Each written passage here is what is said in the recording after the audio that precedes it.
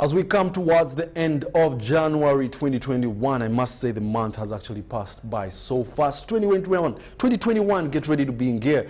We're bringing you the lunchtime news, the weekly roundup edition, this 24th day of January 2021.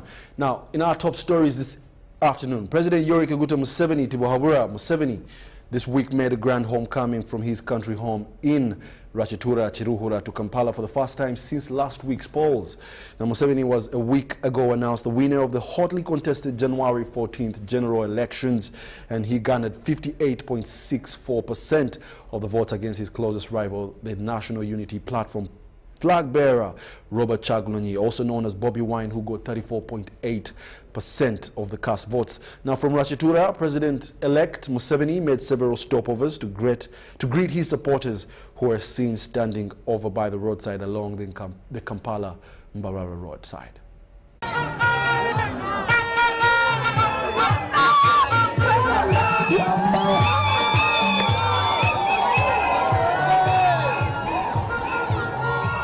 President Yoweri Museveni has had a triumphant entry in the capital, Kampala, for the first time since the 2021 presidential polls.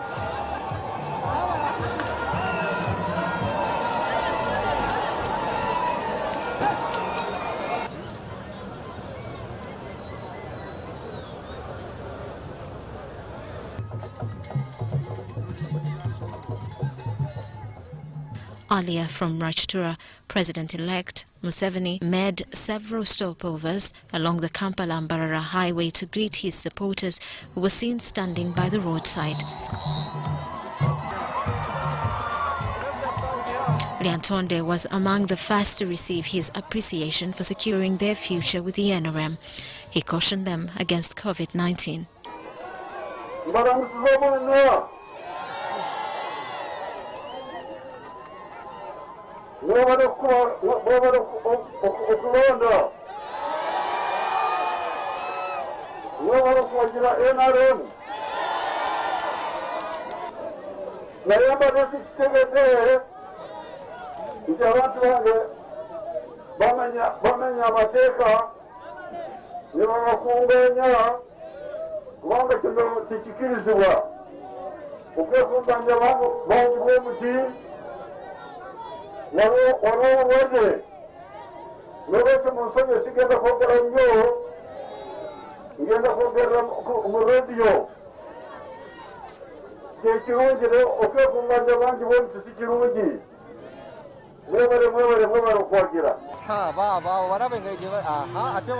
Similar short stopovers were witnessed in Chazanga, Lukaya, KAGGWA and Mpigi, where NRM supporters led in welcoming their successful candidate in the just concluded presidential elections.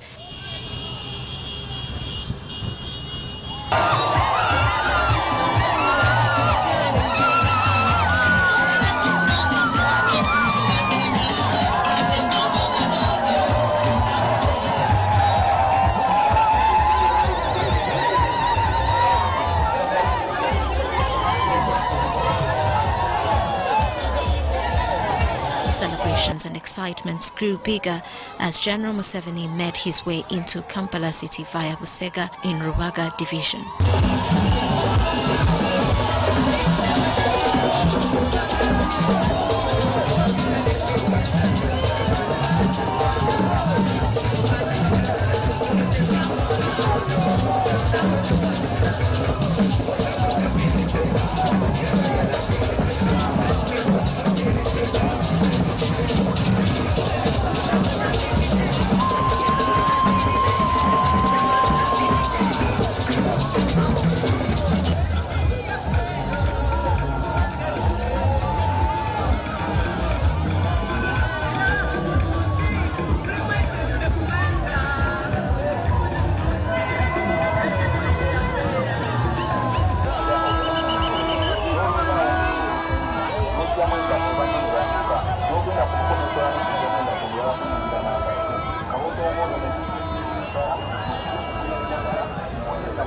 From here, Crowds of excited supporters who had been waiting for him escorted his convoy all through to the Constitutional Square in the middle of the city, where thousands of other supporters had gathered to welcome him on his way to State House Nakasero.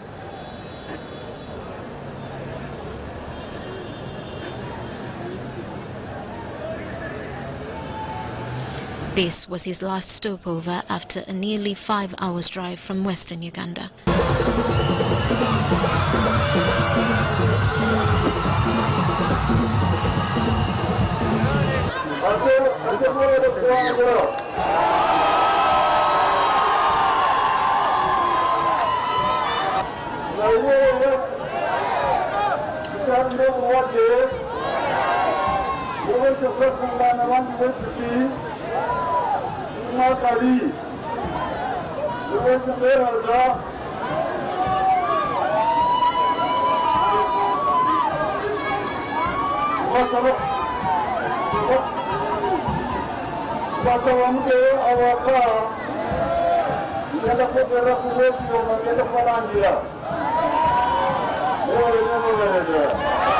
The self-drive and grand entry into Kampala is peddled at applauding his supporters for unanimously voting for him against other presidential candidates who were in the race. Museveni was last week re-elected for a 6th term with 58.6% of the vote, as his closest opponent, Kyagulanyi Ssentamu Robert, also known as Bobi Wine, garnered 34.8% of the vote. Museveni was on Saturday, the 16th of January 2021, announced by the chairman of the Electoral Commission of Uganda, Justice Simon Byabakama. He will, on May 12th, be sworn in for a new term in office. In other news, the late Bishop of Masaka Diocese Emeritus John Baptist KAGGWA, who died early this week, has been previously variously described as a man of great humility and selfless commitment. Now, this was during the Requiem Mass for the fallen Bishop at Rubaga Cathedral, led by the Archbishop of Kampala Archdiocese, His Grace Dr. Cyprian Kizito. Emeritus Right Reverend Dr. John Baptist KAGGWA was buried at Bukalasi Minor Cemetery in Greater Masaka on Saturday.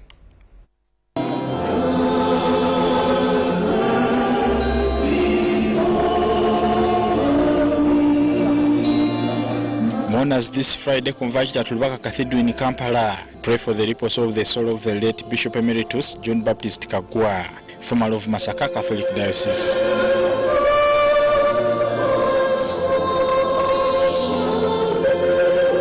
He succumbed to COVID-19 at Mulago Hospital on Wednesday at the age of 78.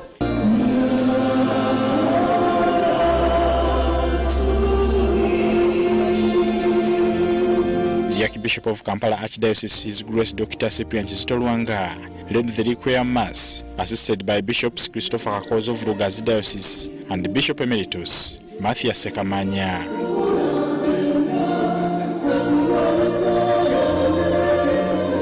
Archbishop Dr. Cyprian Kizito said the fallen bishop performed all the duties of a true bishop until he breathed his last. The bishop is the father and also the brother of the poor. When it is necessary, he should not hesitate to raise his voice for those who have no voice, for the voiceless.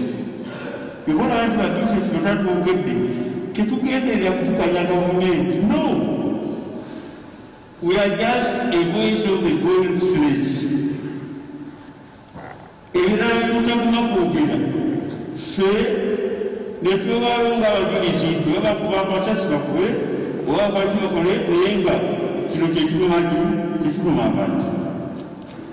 Bishop KAGGWA did this very often.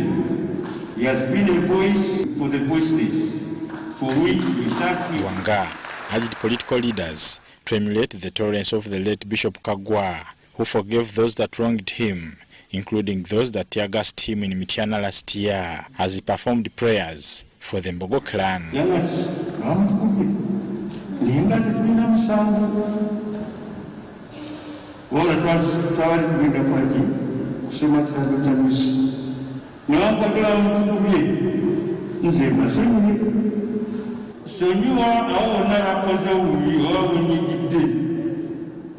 The Chancellor Masaka Diocese Reverend Father Edward Sekabanja commended the deceased man of God for developing their diocese spiritual and economically in his 25 years of service as bishop in Dafta.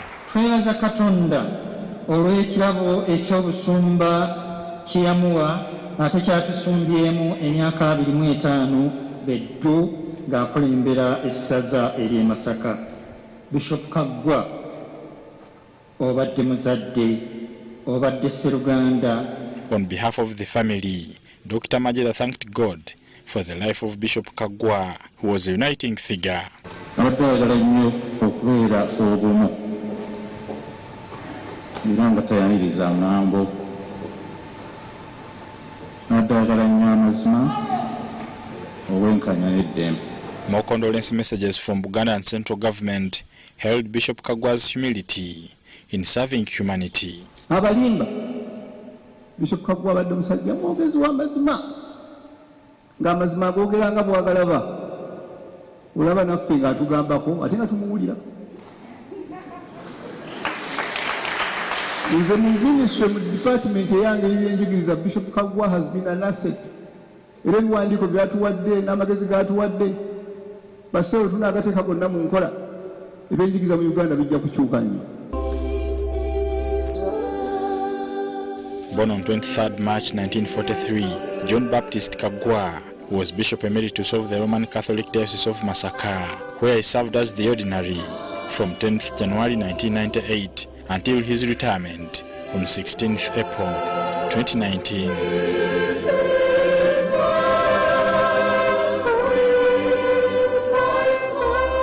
Bishop John Baptist Kaggwa was the principal consecrator of his successor Bishop Severus Jumba on 6th July 2019. Bishop Kaggwa will Saturday be laid to rest at Bukalasa Seminary Cemetery in Masaka Diocese, Kalungu District. Bernard Higa, UBC News, Lubaga. May his soul rest in eternal peace. Now, in more news from the week, the Minister for Presidency, Esther Mbayo, this week attributed NRM's decimal performance in the central region to sectarianism perpetuated by cultural leaders. Now, this was at a press conference in preparation for the NRM Liberation Day slated for Tuesday this week. We'll take a look. As Uganda gets close to the celebrations of its Liberation Day scheduled 26th January, the Minister for Presidency, Esther Mbayo, is not taking cloying sectarian statements made by religious and cultural leaders in the just concluded presidential and parliamentary polls lightly. While speaking to the media at President's office, Mbayo asked Ugandans to reflect on the long journey of political and economic stability they have tracked with the ruling party NRM for the last 35 years of its reign in power. There is too much danger to our freedom if we don't come together to forge a new nation and secure it firmly. Look back upon the dark ages and conduct the evaluation of our collective effort in the journey towards economic takeoff and self-preservation against all forms of sabotage. Mbayo appealed to the religious and cultural leaders to preach the gospel of unity, peace and truth-telling, other than leading the people to the wrong path. We are failing to do what we are supposed to do. Everybody should concentrate on what is supposed to do. Let us not mix church and politics. That may go hand a hand and then the Catholic, religion had a hand in that. Let it unite people, not basing on faith, not basing on religion. We are all Ugandans. We want to go back to the Kabaka Yeka, Manyaga, this one belongs to this group, this one belongs to... We want a Uganda which is united. Kampala is not for Uganda. Kampala is the capital city of Uganda. And we should separate Buganda from Uganda. Unlike before, the ruling party NRM used to dominate electoral performance in Busoga region and Buganda at a win-win basis. However, this time round, the performance was not the usual, and Mbayo attributed the poor party performance in the recent presidential and parliamentary polls in the two respective regions of Busoga and Buganda to cultural and religious leaders, whom she says have promoted sectarianism to separate the country. Member was involved. The Catholic Church was involved. They were telling people to vote the coffee which has matured, the red coffee. The politics of tribalism, the politics of sectarianism, the politics of religion, that is where we are going. The Catholic Church has come up to decampaign the government. We used to have few churches, but sinners were few. Now we have so many churches, sinners are so many. What went wrong? Whereas Uganda's protracted war against poverty is steadily gaining momentum, amid its challenges of corruption and limited resource envelope, Mbayo holds the view that Ugandans shouldn't fall short of utilizing the available opportunities initiated by government to flip over the biting poverty. The interventions are now looking at aiming at those ones who cannot get government jobs. But you know, everybody wants to get government job, white-collar job. White-collar job are not enough. So the interventions that we are doing is, for example, the youth. The government has really done enough. While responding to Kyagulanyi's continue under house arrest, Mbayo said unless Kyagulanyi retracts his earlier statements of inciting violence, chances of him being a free man are slim. He was told to denounce the acts of violence before. Otherwise, as government, we don't have any other problem. We don't have any limitation against the Honorable Kyagulanyi. Honorable Kyagulanyi is our own. So as government, we are protecting him. Minister Mbayo has assured Ugandans that the ruling party NRM shall harmonize every willing Ugandan to achieve the same goal of peace. Shaidat Nasaku, UBC. In more news from this week, the Minister for Foreign Affairs, Sam Kutesa, expressed concern over continuous talk of Plan B by the opposition. Now, Kutesa, who was meeting diplomats at the Ministry of Foreign Affairs in Kampala, expressed Uganda's commitment to democracy, denouncing acts that could plunge the country into turmoil. He also explained the temporary internet shutdown, saying that it was meant to stop venomous language and incitement to violence. Way before the nomination day for presidential candidates in Uganda, the talk among some opposition aspirants was about something they called Plan B. This was interpreted to be an attempt to incite violence among the public, something government could not tolerate. Plan B was a plan to commit violent acts and insurgency, circumventing the democratic path.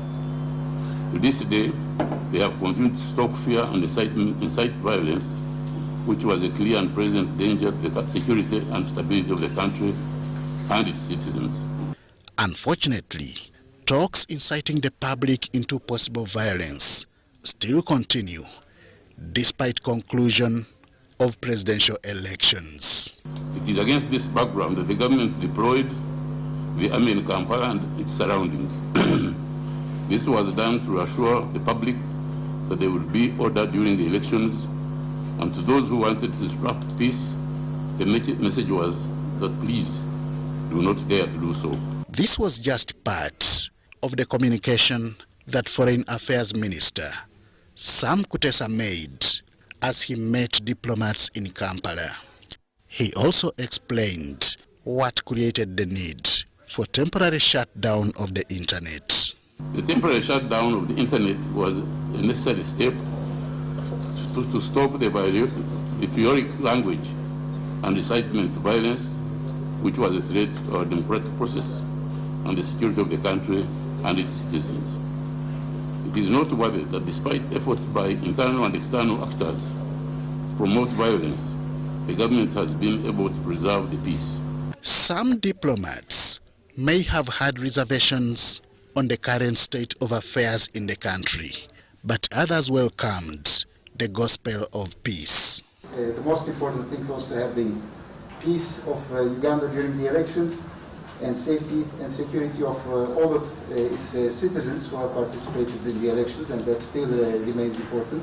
It is for similar reasons that development partners are being called upon to support peaceful political and election processes in Uganda. We hope that all our partners understand the gravity and severity of the statements made by some of the political leaders.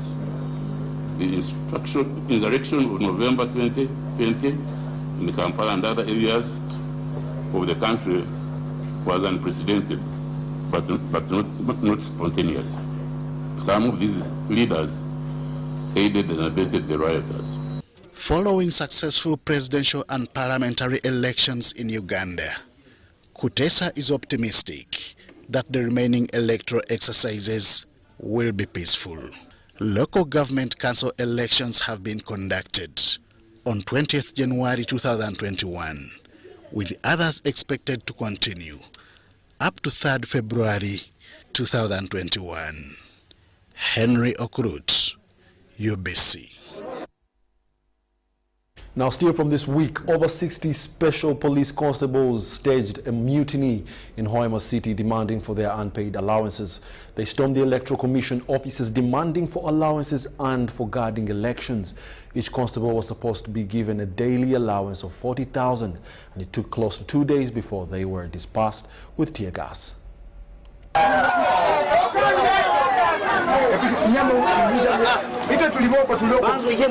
Over 60 special police constables from HOIMA district and the Oil City have staged a peaceful demonstration at the city's Electoral Commission office in Kijungu Cell, East Division, demanding for their unpaid allowances for the presidential and local council elections. The constables first stormed HOIMA Central Police Station with the intention of meeting the District Police Commander, Michael Ongika, and the OC Operations, Charles Mubala, in vain.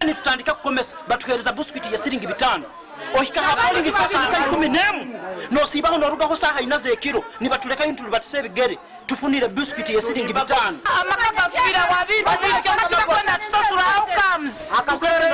akaliko mutwaro gumva kana kuba akachagurani baketaga ura tukerere hano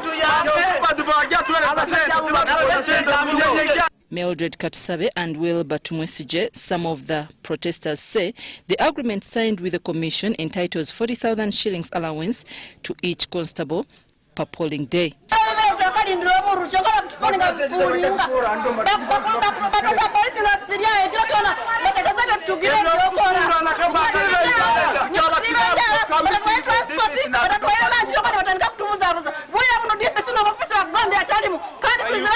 tukatandika tukakora training batu iba batu eneze mitware sa tukatuba kufune mitware nene obutugenzere komesa bakatuga mitware nene abaheru mitware sa tibazituhere izo tukere tugenzere tukozere ijweri twatwe na appointment letter kama chenzo bagia kusiba twene kwa watu wairati bakatuga makia tukaruka tufule sana zaidi tituzifune na sazi.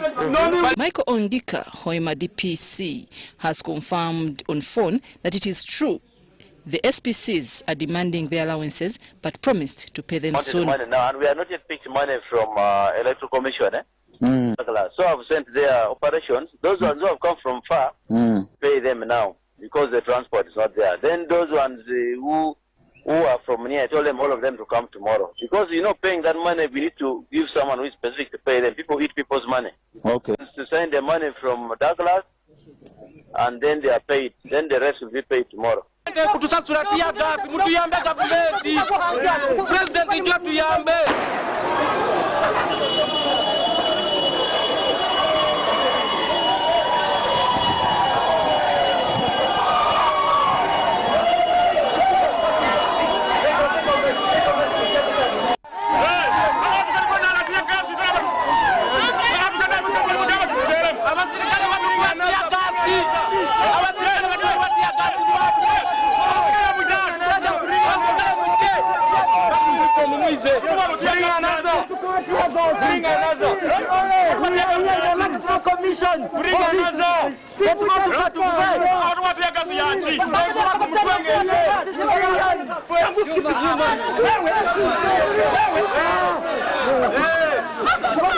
The SPCs were trained by police for 3 months and were promised a monthly pay of 300,000 shillings allowance. In another development, the police spokesperson Fred Enanga has refuted allegations that the former presidential candidate Kyagulanyi Ssentamu Robert is under house arrest.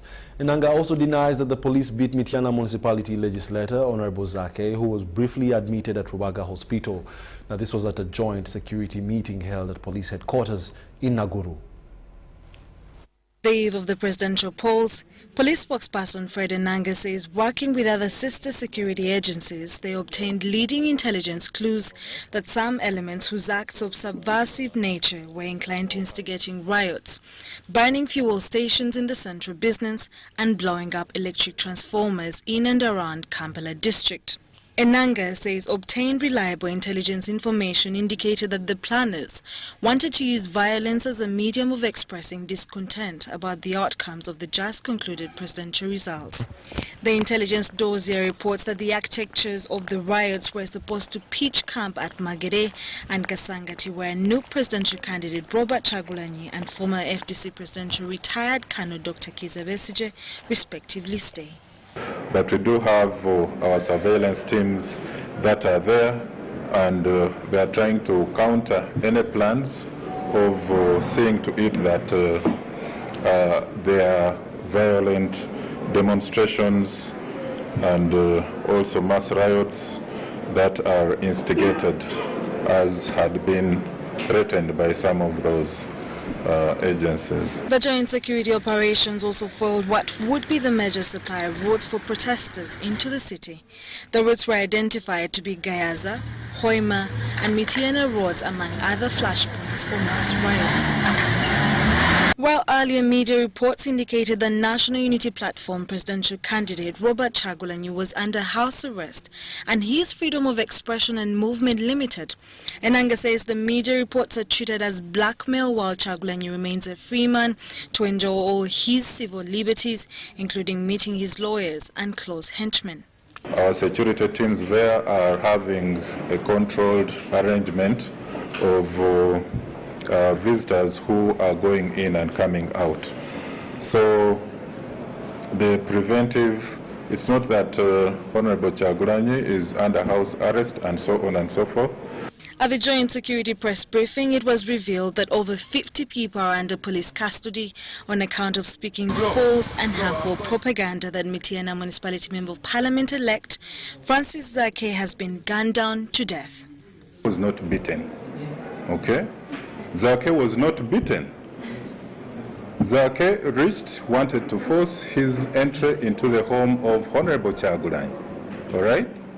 And then, of course, you know how violent he usually portrays himself when he's blocked by security. Now, if he is taken to hospital, that is arrangement between him and the hospital and Dr. NTOROKO of Rubaga. They know what arrangement is there, okay? So we are not going to go into issues of claiming that Zake was beaten. He was obstructed from entering the home of Honorable Chagulanyi.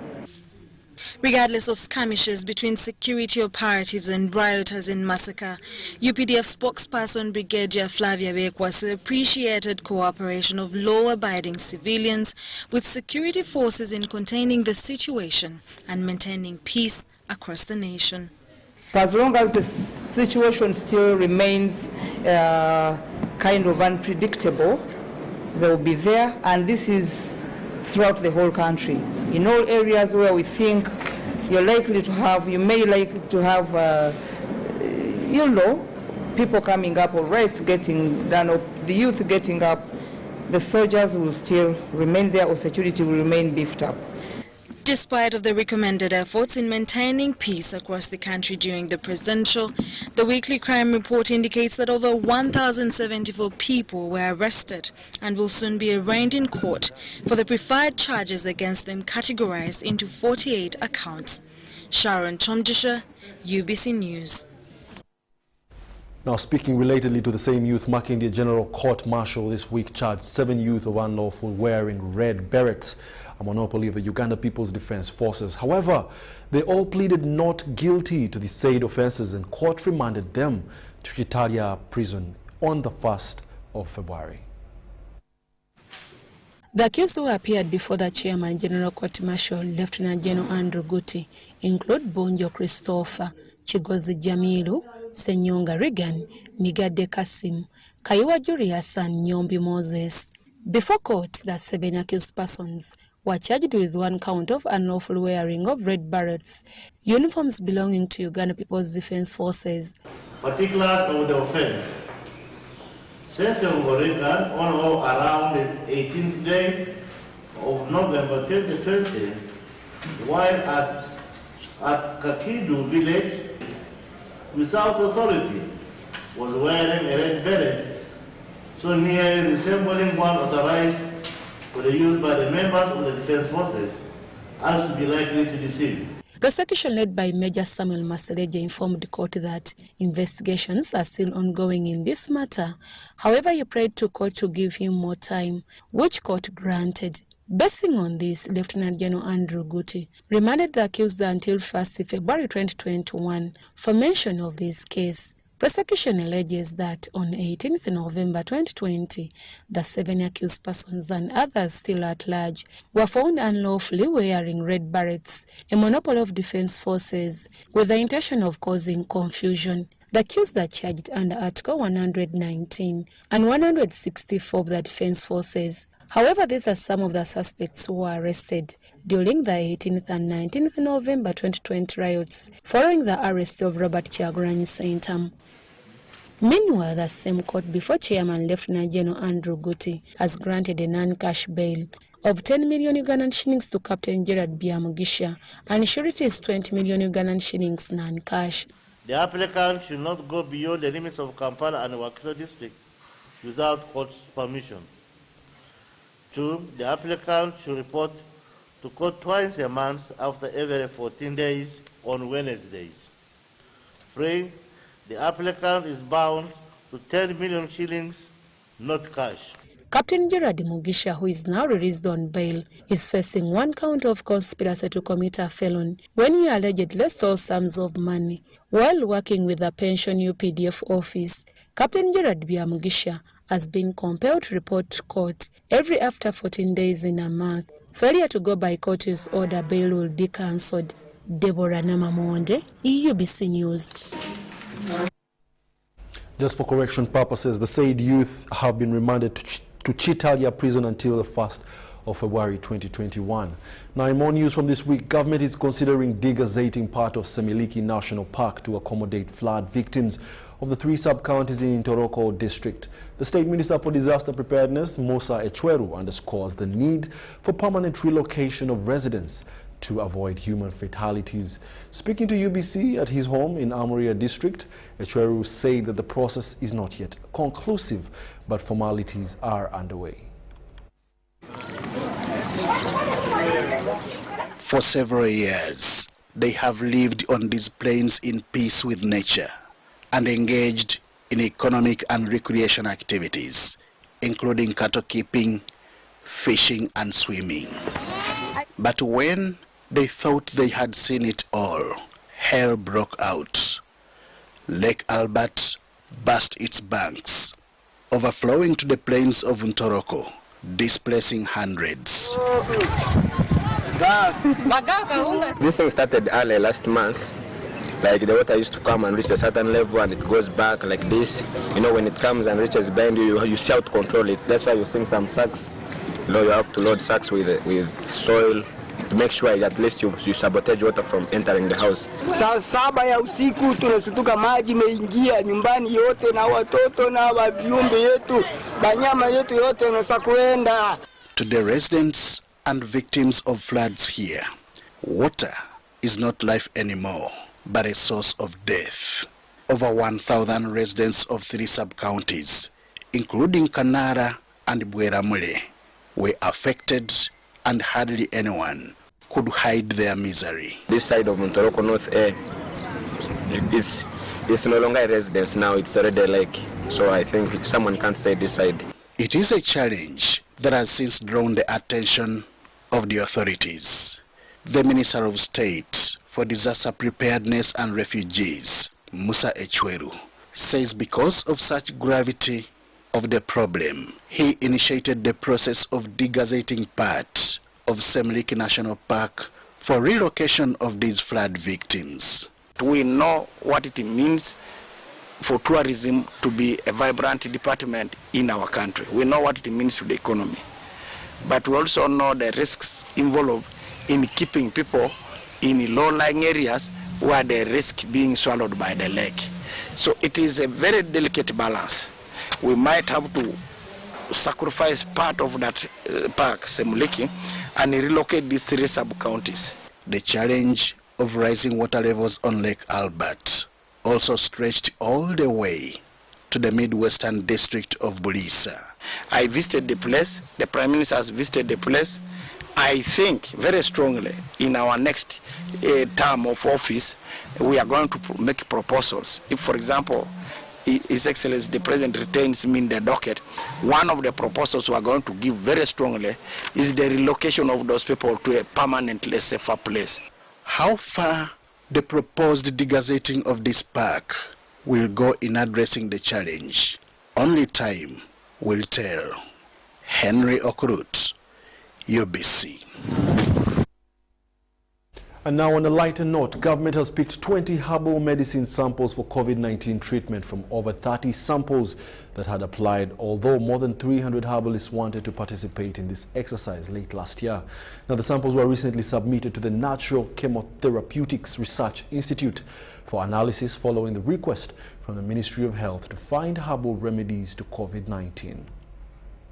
A visit downtown Kampala shows that Ugandans are slowly getting back to business after a long holiday from the 14th January 2021, when they broke off to exercise their constitutional right to vote national leaders of their choice. With a peaceful presidential election season, the business community is back at it, though the turn-up is not pleasant since there is little transaction as few customers show up. The numbers have increased in terms of street movements this Monday, and many city roads have experienced traffic jam. A cross-section of individuals dealing in transport business, like border, public service vehicles, and bus transport for upcountry areas, reported for work.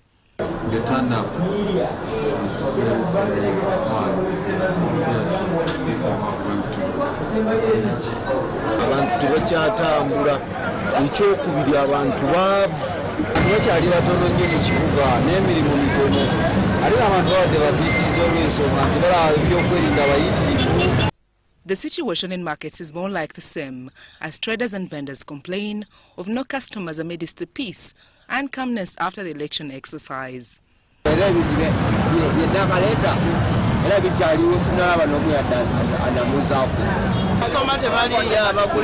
Business downtown Kampala is expected to return to normal this week.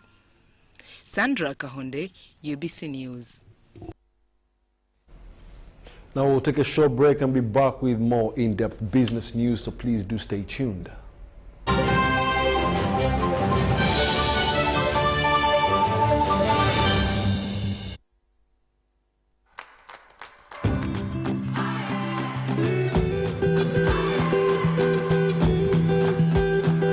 Dial *185*6#, follow the prompts and make instant school fees payments. Airtel Money, instant, secure, borderless. It's no secret that ICT makes learning easy. The strides made in our field could not be possible without it.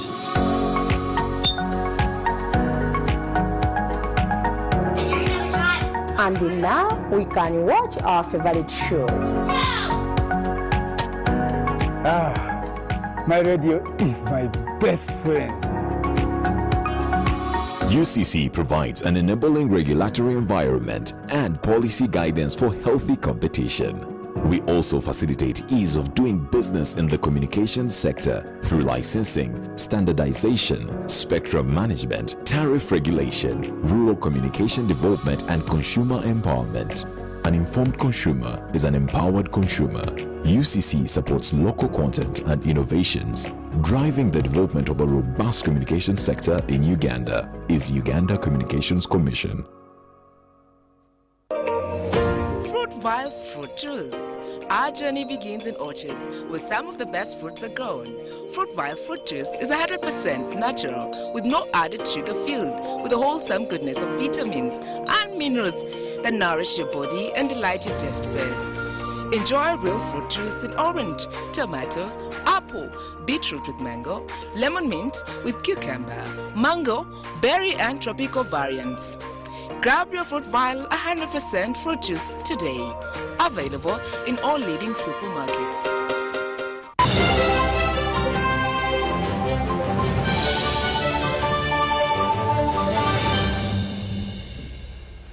Welcome back. You're still watching the Lunchtime News this 24th day of January 2021, the weekly roundup edition, and we now take you to the world of business.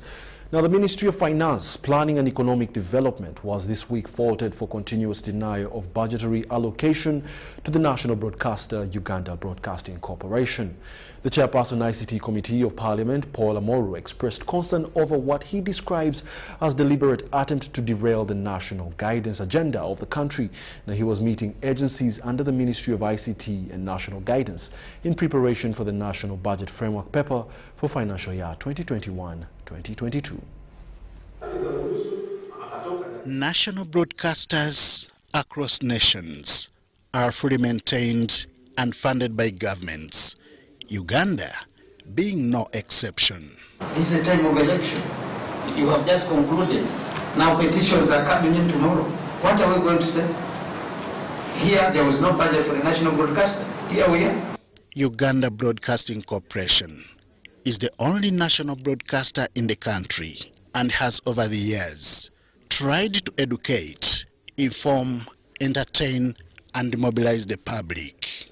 However, due to limited funding, the national broadcaster has not had a comfortable ride.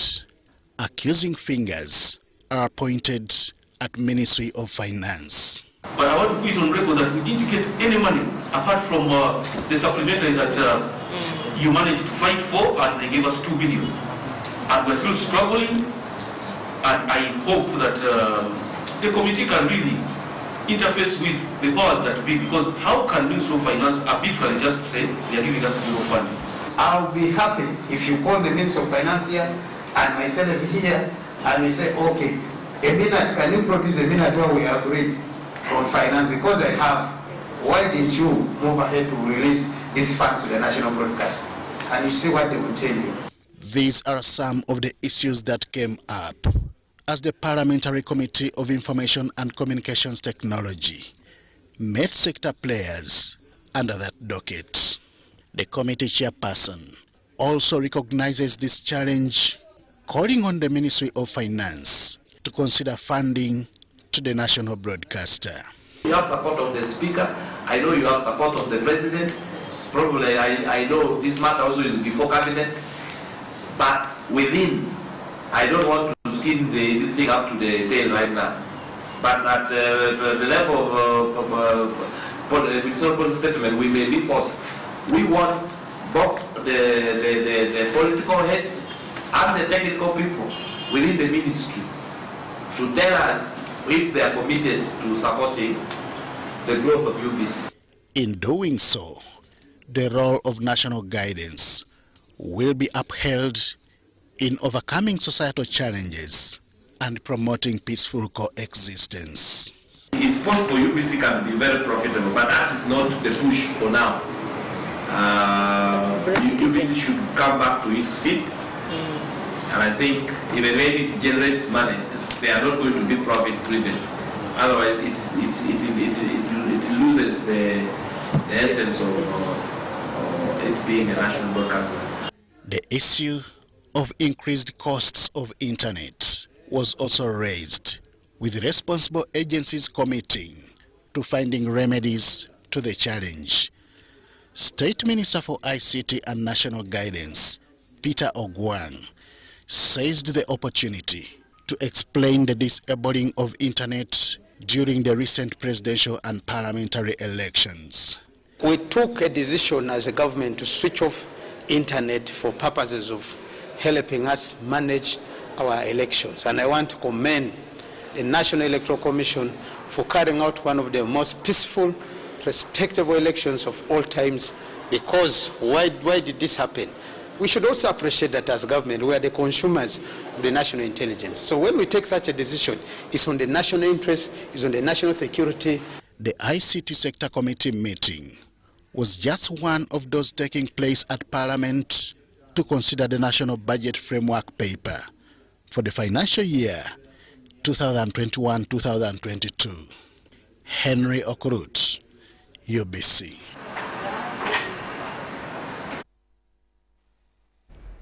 More from business. The business community downtown Kampala worked normally amidst the election exercise that was being conducted early this week. Now, traders and vendors carried out their business transactions regardless of voting women representatives and Kampala Lord Mayor representatives. However, they complain of low turn-up of customers and businesses was at a slow uptake, both for public transport services and traders dealing in merchandise. Sandra Kahunde reported. Traders and vendors downtown Kampala have been conducting their business normally in total disregard of the elections that were being held. Many shops were open and some vendors were seen transacting normally regardless of voting in a number of areas since most streets were congested. This explains the low turn-up at most polling stations around Kampala that registered few votes during the whole election process. However, the business community complains of low customer turn-up and as well as dissatisfaction with electoral reports that don't match up with the expectations. Okulonda ba meya kugenze bulungi naye abantu bajumbidde nnyo ekiri awo. Abasinga bagambye twakoobya okulonda naye nga bajumbidde balonze. Abasinga bagambye twali mu biseera binga tukola mirimu gyaffe naye kati tuli mu kunoonya sseera ate tudda mu byakulonda. Nebasawo ne bakola ki ne babyesonyiwa nempozi kintu kyalabyemu twali twakava buswago za kulonda ate bagala tuzza abaana ku masomero tebamuntu kyanoonya sente z'abaana amasomero asinza kudda mu layini za kulonda we batabamu bwe bagamba nkulabye nga kutambudde bulungi tewabaddewo kavuyo konna akamanyi keekana akali aka pulezidenti kati bwe kaggwa kati bano ebudde bwebadde tebalina okunoonya kikumi kya leero okulonda kwa leero kulingo kwa bulijjo kuturonze kwa nga 14 abantu baronze nga 14 twalonda olunaku olulamba katote olero badde masimbira ino olunaku olulamba abantu baabo tebalina sente sironze nze kila mtu anahitaji pesa atakaluka ba meya tukutandikira okugenda okulonda nga ne betwalonda tebyatuuka nonze nenyenzi wanakola ntya abantu baweddemu amaanyi. There was peace and calm in downtown Kampala as the business community conducted their daily duties this Wednesday. Sandra Kakunde, UBC News. More in business. President MUSEVENI, in his victory speech over the last week, directed all local governments to stop taxing daily and weekly roadside vendors selling nyama choma, gonja, beverages and other marketable products. However, local government in various districts has over the years pushed public markets to manage their own affairs, including tax collection, all because of poor service delivery. We'll take a look. But don't tax Muchomo day to day, I don't know, month to month, leave Muchomo alone. The ones who roast meat on the roadside. The ones who roast gonja. 57 kilometers away from Kampala towards eastern Uganda into Mabira Forest, we visit Najembe Market, where for more than 3 decades, it has grown to host hawkers selling nyama choma, snacks, food and beverages to road travelers. We sought to find out whether paying annual trading licenses to the local government, as suggested by the president, was a preferred option compared to the daily, weekly or monthly taxes.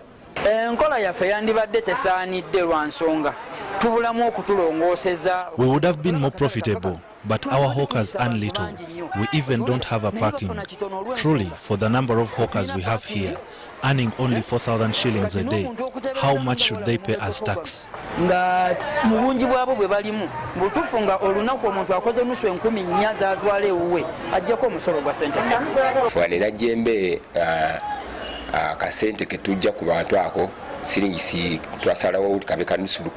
Our hawkers of this market pay a monthly tax of 1,000 shillings only, which is used to cater for things like security, electricity bills and general cleaning.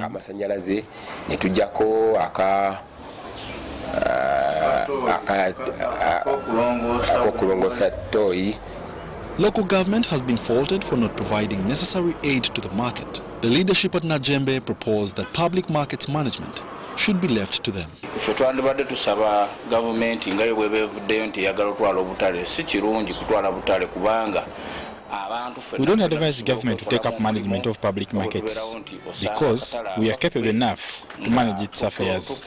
Accountability is easier with our own policies, so I don't think local government is up for the task. So government we were to obuvunanyizibwa sikakasa nti yinza okola ebintu ebyo byonna. But if we manage the market ourselves, budgeting and planning becomes easy.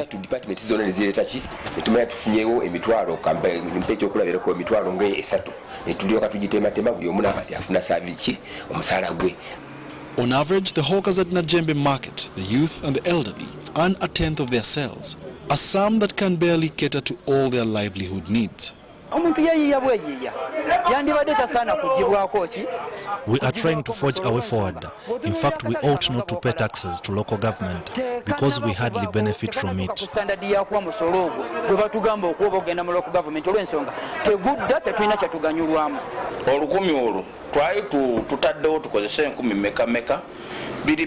We thought a tax of 2,000 shillings per vendor would do, but after examining their earnings and finding them low, we brought it down to 1,000 shillings. Local government's aid does not reflect to the people's livelihoods. We could have paid the local government tax because it is justified, but our earnings are really low. The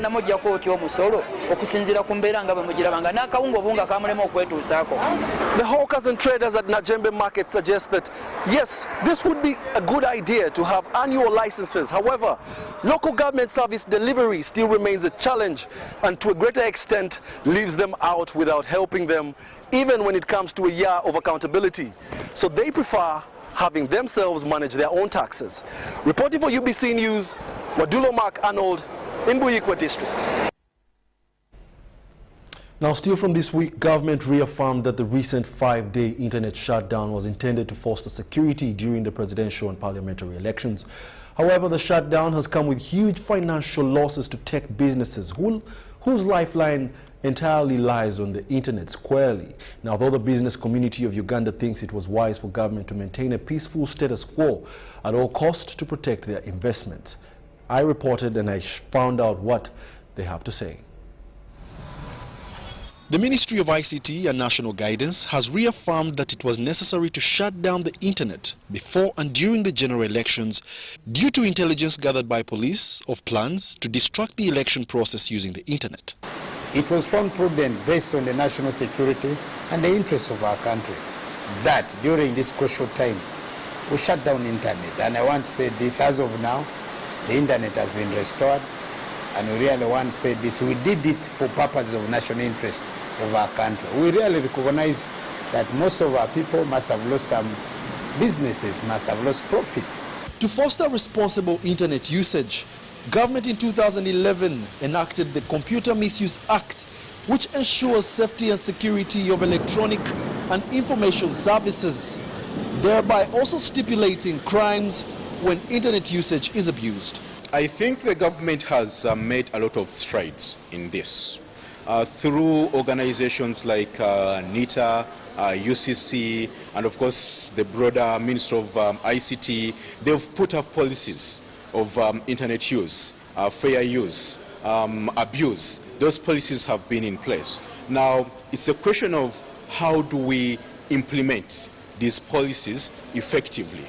Despite slow internet penetration of 1% since 2015, telecom companies that sell internet data, banks, ride-hailing application services, online shopping platforms, hotel and airport booking businesses and small-scale businesses, traders that rely on internet altogether, counted losses worth billions in the 5 days period.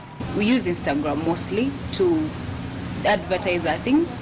We use WhatsApp, and that is how WhatsApp is it is what we use to communicate. So I was really affected. There's no way I can communicate with my clients. I trust that government is doing what it needs to do to protect the citizens. Now, some of these decisions have unintended consequences, right? So sometimes protecting human beings and their properties can come at a cost to business and to the economy, and the question is, where is the trade-off? My advice, however, would be to the government is to add some sort of transparency to these decisions. Government recognizes information communication technologies like the internet as important drivers of socio-economic transformation.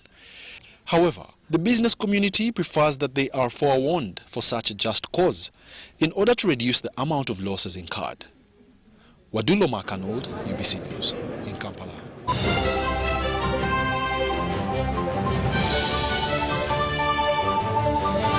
Double data. Airtel introduces double data, the biggest deal ever on smartphones in Uganda. Buy a smartphone, 3G or 4G, and get 100% data bonus from Airtel. Airtel is giving you 100% bonus data on all weekly and monthly bundles for every new smartphone connected to Airtel for the first 3 months. Dial *175*9# to enjoy double data.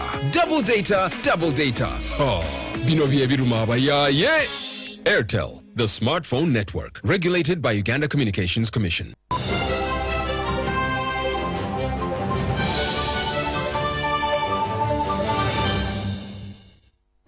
Well, thank you for being a lovely audience of the weekly round bulletin of the Lunchtime News. My name is Wadulo Arnold, but I must caution you, please do remember COVID-19 is real, so please continue wearing your mask tirelessly, wash your hands with soap and water, and keep a social distance.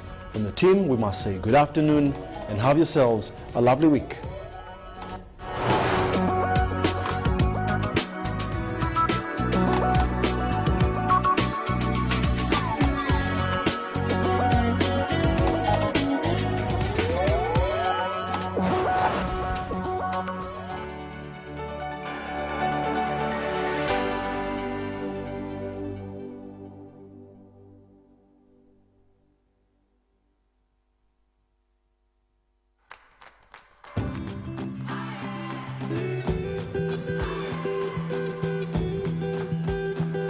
Dial *185*6#, follow the prompt